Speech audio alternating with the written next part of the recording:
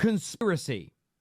This is something that Arsenal fans have been laughed at for a very long time for talking about.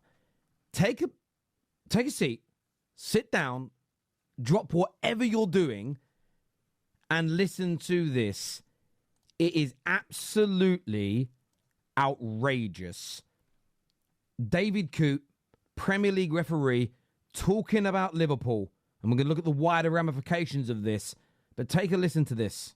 By the way, I don't know who he's filming with. No idea. It's obviously from a while back, but it's still very important. Take a listen. So, what did you think of the Liverpool game earlier when you were fourth official? Liverpool was shit. What do you think of Jurgen Klopp? Cunt, absolutely. So just so you hear that, he said Liverpool talking about a game, spoke about Liverpool performance, saying they were shit, and then calls Jurgen Klopp a see you next Tuesday, a C-U-N-T. This is a Premier League referee who, by the way, is allowed a private life, is allowed a private opinion on these matters, but is talking into a device that's recording. So this straight away, in my opinion, is a hugely sackable offence for someone who's meant to be impartial and who is meant to be balanced. Let's continue. What would you say? Why would you say that Jurgen Klopp was a cunt? Aside from having a right pop at me when I ref them against Burnley in lockdown. Now, first of all, remember that. He's gone all the way back to lockdown, okay? So this has got to be at least last season because Klopp's not there. But you've got to remember this is because he was got into a personal altercation with Klopp. Very, very key. Then he accused me of lying and then just had a right fucking pop at me. And I've got no interest in speaking to someone who's fucking arrogant.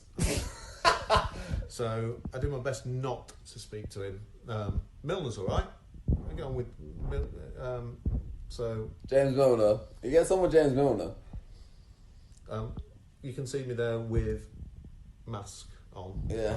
So this obviously shows that this was still when masks were being worn. So this is a while ago, but I still think it's important. Mask on, obviously. Yeah. COVID, got to be done. Social distancing, right? We're 2 meters apart. We have to social distance. Yeah. So, but oh my god, German cunt, fuck me. Wow. Also, German C-U-N-T, talking about his nationality in this way. So not only showing a bias towards Klopp, a bias towards Liverpool because of an altercation they've had, holding on to that, also xenophobia as well. Just in case anybody wants to defend him and say that there's no issue with this, this is also what he recorded in that same session. Right, like, just to be clear, that fucking last video can't go anywhere. Seriously. He's a Premier League referee. Let's not fucking ruin his career. Like, let's face it, we're good blokes, but you, mate, the fact you recorded it, why record it? That's my first question. Why record it in any capacity? Secondly, I'm glad it's out. And do you know what? There's no love lost between Liverpool and me. Absolutely none whatsoever. But this video demonstrates xenophobia and bias. The xenophobia is the worst bit. That will probably get forgotten by a lot of people.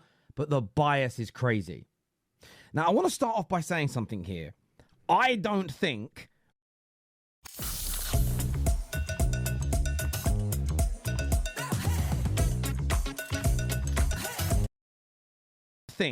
referees get together in a big conspiratorial group and say, let's stop Liverpool winning the league, let's stop Man United winning the FA Cup, let's stop Arsenal from winning any trophies. I don't think it is to that degree. But I was watching The Overlap a few weeks ago, and Gary Neville pointed to a conversation that he had had with an ex-referee on his show who stated that there were times where he would not give decisions to teams based on how they treated him in previous games and matches, and Howard Webb shut that down. I brought it up on shows. Everybody said, shut up, Terry. You're feeding into the Arsenal conspiracy. The problem is, this is proof that this exists. This is proof that referees hold grudges. And just this weekend gone, Liverpool won. Yes, they did. But Mo Salah was brought down when Darwin Núñez went on to score. And a lot of us said, good job for Villa that Núñez scored, right? Because whoever it was that pulled Salah down would have been sent off. But it turns out through the transcripts, the referee said it was no foul. The referee actually said, didn't say play on, we'll come back to it, gave it as no foul. I personally believe, and there's nothing that Howard Webb can say to change my mind, that these referees hold personal grudges. I don't think it's focused purely on one team. I don't think it's focused purely on one manager. But I think individual referees go into matches with a clear, unadulterated bias. And the fact that the PGMOL, the Premier League, everybody at Sky Sports, Talk Sports, everyone associated with them, you guys have absolutely lapped up the bullshit for years from these referees. Anybody that doesn't challenge these decisions and the inconsistencies, you are all accountable in this. What we have just witnessed there is disgraceful on every single level. It really, really is. And Arsenal fans have been talking about this for a while, and they are consistently called out for it. Let's take a look at some clips here from recent weeks. I don't know why there's no sound here. Let me try and refresh this and see if the sound will play. Let me try that one again. Apologies. Yeah, at least a yellow. I don't get how the refs not give anything for that. Or he didn't even give a free kick, did he? Oh, I can't remember. I think he did give a free kick. But yeah. he's This is your Arsenal memories are a bit blurred, I think. There. he's kicked out clearly at him twice. How the ref can't give a yellow for that? At least I don't understand. That baffles me. Yeah, I agree. It's a yellow card. It's not a red card. But I get your point. It's a different game if Van Dijk's on a yellow card from early on. But there's no agenda. People say there's no agenda. It always gets shut down as a talking point. Maybe there is. Maybe that there isn't a company-wide PGMOL conspiracy against Arsenal, but we can now no longer believe that referees individually don't hold grudges against teams. Chelsea have spoken about Anthony Taylor and the way he treats them. As a Man United, I mean, David Coote was the guy, by the way, that gave West Ham that penalty the other week.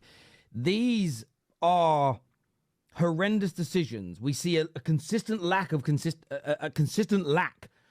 inconsistency when it comes to these decisions. And every time we try to bring it up, TalkSport, Sky Sports, TNT Sports slam anybody that speaks about it. They attacked Nottingham Forest last year for hiring somebody to try and harness conversations to understand why there were so much inconsistencies. And everybody was told that's a scumbag thing to do. It's a crazy thing to do. Arsenal fans probably more than any. And by the way, Arsenal fans have got to stop the talk of it's only us. When you say it's only us that get these bad decisions, people stop listening.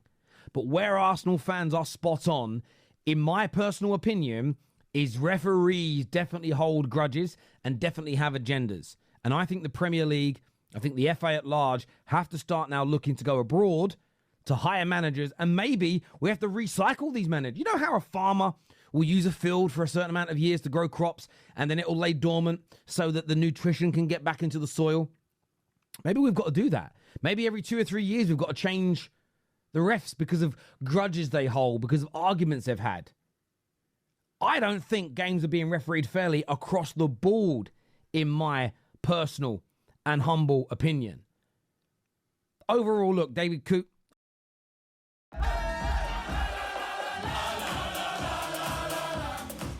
They do realise it's half-time.